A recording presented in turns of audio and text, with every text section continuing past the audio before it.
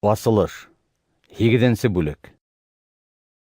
Бәрәс 7-нче мисәтте куптарып алгас, күктә ярты сәгать самаһы тынлык урынлашты. Мин Алла алдында басып торган 7 фәрештәне күрдем. Уларга 7 боргы бирелде. Тагы бер фәрештә кулына хуш есле сайыр халынган алтындан яһалган төтәсләү һавыты тотып, тәхет алдындагы төтәсләү урынына килеп басты. Унда Алланың бүтән изгеләренең дугалары менән бергә хуш есле сайырды һалды. Аллага изгеләрнең дугалары менән бергә фәрештә һалган сайыр төтене күтәрелде. Фәрештә төтәсләү һавытын алдыла, уга төтәсләү урынынан ут тултырып, ергә ташланы.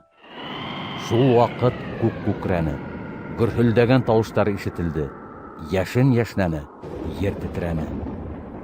7 боргыһы булган 7 фәрештә боргы кыскыртырга әзерләнде.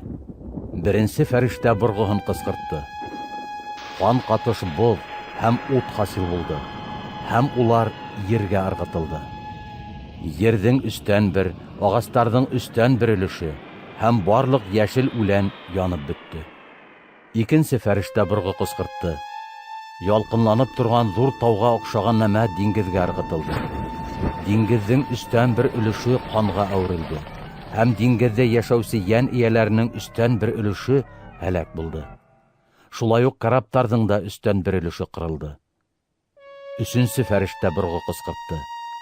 Елгаларның өстән бер өлешенә һәм һау саганактарына күктән янып торган яктырткыстай зур йондыз төште. Ул йондызның исеме Әрем. Һауның өстән бер өлеше әрем күк әсегә әйләнде.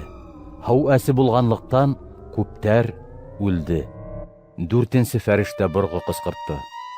Кояштың өстән бер өлеше, айдың өстән бер өлеше, йондызларның өстән бер өлеше зарарланды. Шунлыктан улар өстән бер өлешкә караңгыланды. Көндең өстән бер өлешелә, төндең өстән бер өлеше күк яктылыксыз калды. Шуннан мин күк йөзендә усып барган бөркетте күрдем. Ул көчле тавыш менән: Калган 3 фәрештә тиздән кыскыртасак боргы тавышынан ердә яшәүчеләргә кайгы, кайгы, кайгы дип кычкырды.